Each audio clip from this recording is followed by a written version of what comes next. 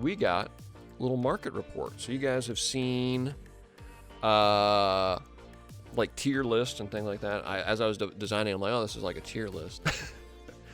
But we got the buy versus the hodl. So products I'm genuinely looking at. Bear in mind, this is not financial advice. Get a financial advisor. Seriously, that is the fine print. But there's some money to be made here. Where I want to start and what I want to say as a strong buy, right here, Jumpstart. This product is a Magic the Gathering product that is good for brand new players to the game, but also for collectors.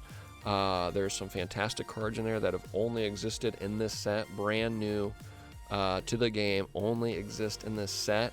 But this is the best way, in my opinion, to get into Magic the Gathering, get a friend into Magic the Gathering. You get 24 packs in a box, and you open them up.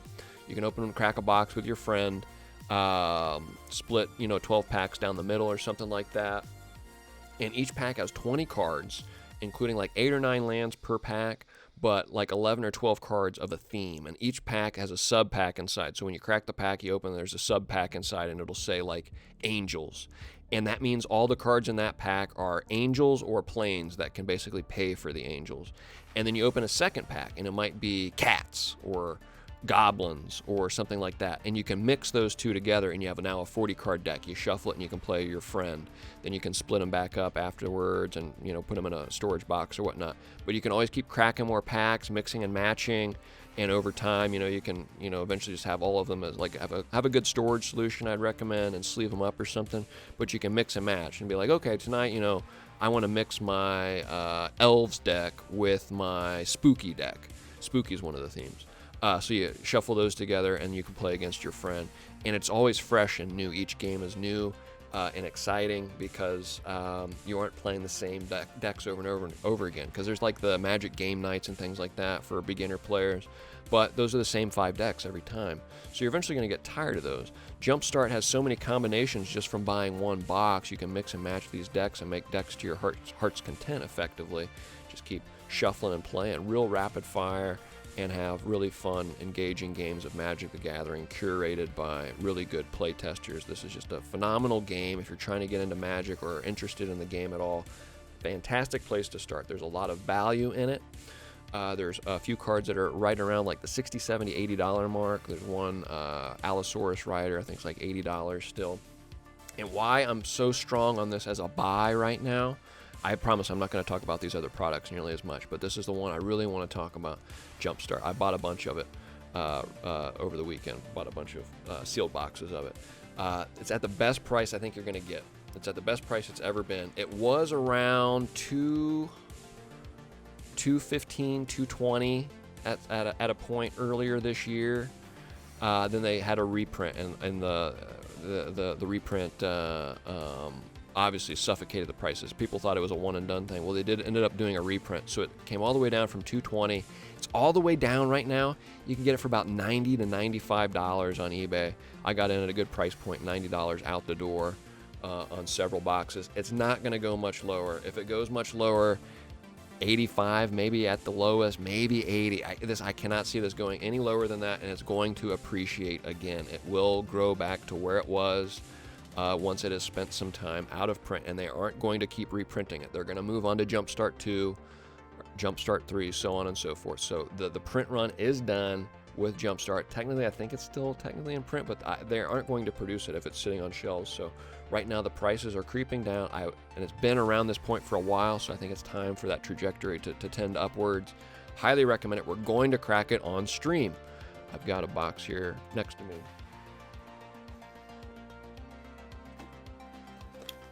TKEXE, he's in. He wants to get into Magic the Gathering. I said this is a great way for him to play with his friends like Zach.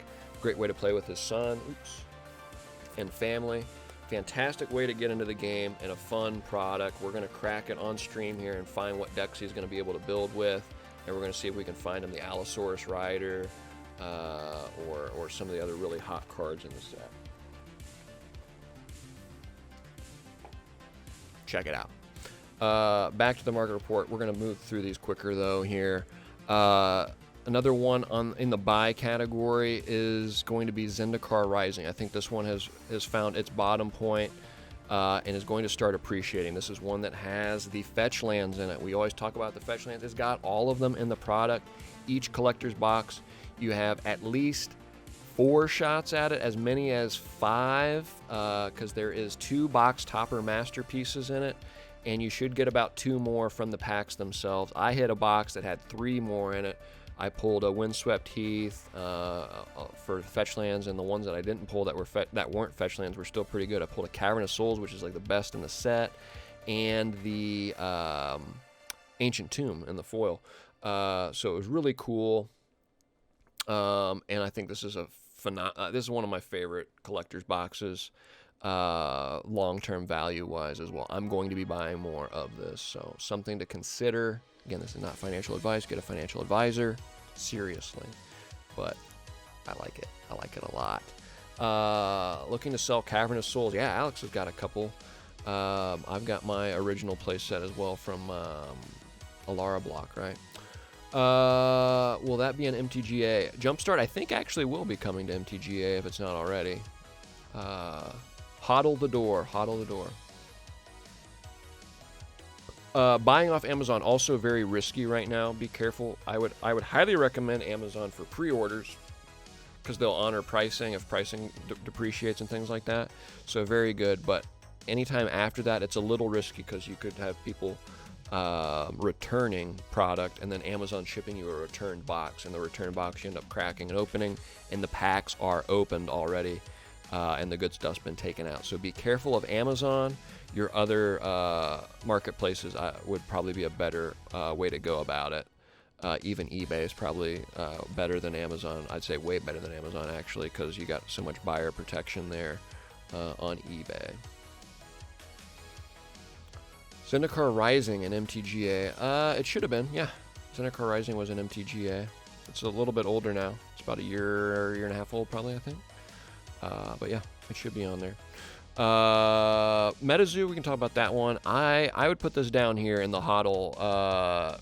I'd say you probably missed a lot of your opportunity. If you really want to get into MetaZoo, you can wait for Unlimited Edition at this point. If you really want to own MetaZoo, though, this might be the cheapest you're going to ever see it again. Even if this game collapses, something what I was mentioning about Topps earlier, Topps is the people that brought Garbage Pail Kids to market. And Garbage Pail Kids, the original box, that set came out in 1986, and you can go and look those up. Sold listings on those are like $5,000, $6,000, $8,000 for Garbage Pail Kids. So MetaZoo, if it has any staying power whatsoever, 5, 10, 15 years, that means there'll be some residual collectors out there that will just not allow this to become a worthless product. Could it drop to $100 a box or $50 a box? Yeah, maybe. But we may be very well seeing this at the cheapest that it'll ever be, just because of how short the print run is. Someone might just gobble it up and refuse to let it go below 500 or 400 or 300 bucks 10 years from now. So if you do want first edition MetaZoo, you're unfortunately, I'd say it's only going to go up, I think. But if you just want to check out MetaZoo in general, just wait for the unlimited print run, I guess. So I'm going to just put it kind of there in the slightly HODL category. Maybe even getting into the sell territory if you want to offload a little bit of your product in case I'm completely wrong and it crashes. I just don't see it. I don't see it, especially not short term. Pokemon Evolutions, or Evolving Skies rather. I'm going to go complete HODL on this, so it's not even out yet. I would avoid pre-orders. There's so much energy around it. Just wait for them to overprint this into oblivion, and this will come down from the pre-order prices. I get that it's cool. I get that all the evolutions are in it, but these are going to come out and be like $60, $70, $80, $90 pre-order. And if you look at something like Battle Styles, I got a box of Battle Styles for $30 over the weekend. Evolving Skies will depreciate, probably won't go that far down, but it will depreciate over time. No reason to get in on the pre-order pricing unless you are obsessed with the Pokemon card game. I am not. I could give a damn. So I will watch and see, and this might be something I target later down the road. I would put Chilling Reign in the same ballpark. It still has room to depreciate, so let that one go. Battle Styles is probably reaching the lowest it's going to get. It could go lower, but I'm going to start to push this towards the buy. I bought some at 30, wondering, you know, it could go to 20, it could go to 10, or, I mean, this could be like your dollar store packs. Like I bought Gym Leaders and Gym Challenge packs for $1 from the Dollar Tree back in 2000, whatever, 2002. So something to keep an eye on. These could drop even further, but it's at such a cheap price point, you could consider buying some Battle Styles if you just want to sit on it. Shining Fates is starting to blend more towards the buy. These are starting to get down to $60. If you get it at Walmart, it's $49.99 or something like that. I think it's a cool product that has some legs on it. I bought some actually today because it's fun to open on stream. This is the Shiny Star V Japanese pack. This is the English version.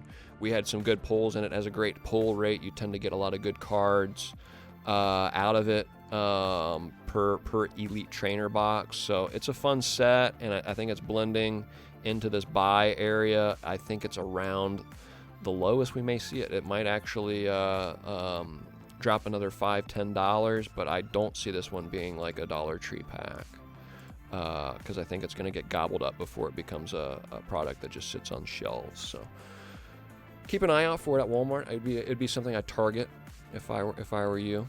Strixhaven is getting to the point now where it's been around the same price point for a while, and it's going to start its upward climb. I'm going to buy another box or so of this because I want to open it on stream and find that dang demonic tutor.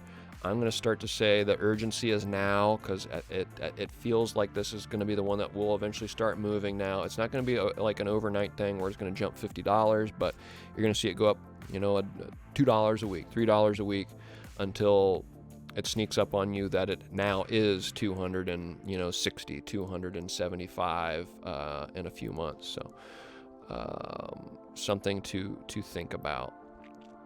I would, what was I thinking here? I would say it's definitely over here. This has room probably still to depreciate a little bit. It's already down to 190. This is Adventures in the Forgotten Realms. It might be at its lowest point. Kaldheim's the lowest that a collector's box has ever gotten, I think, which was like 175, 180. So at 190, this has room to depreciate even more. I think it is the weakest collector's set by a mile. So I would say hold off on this. I would expect to see this reach 180, 175. I think it was probably overprinted, and I think people are going to realize that. So I'd hold off on that one. And I'm going to say, as much as Innistrad has been a phenomenal block in the past, I would wait to see what this one does as well. There's no reason with the print runs that they're doing on these collector's boxes nowadays to get in on day one. You can wait on pre-orders, I think. Again, look at what Adventures in the Forgotten Realms did. It dropped from 225 to 215 by release and down to 190 after its first month. So unless there's some super power in here, you can be a little conservative with it and wait and see what it does. One thing you could also do is, if you're going to do something like the Amazon, because they do honor that price break, is you could maybe keep a reserve on a box or two in case they do announce something crazy in this. So like Mystical Archives and Strixhaven, if they do something insane in here and there's like Mana Drain or something like that, then this is probably a product that's going to have a lot of value in it. But I mean, even by that token, Strixhaven did have that cool stuff, and it's hung around 220, 210 since it came out.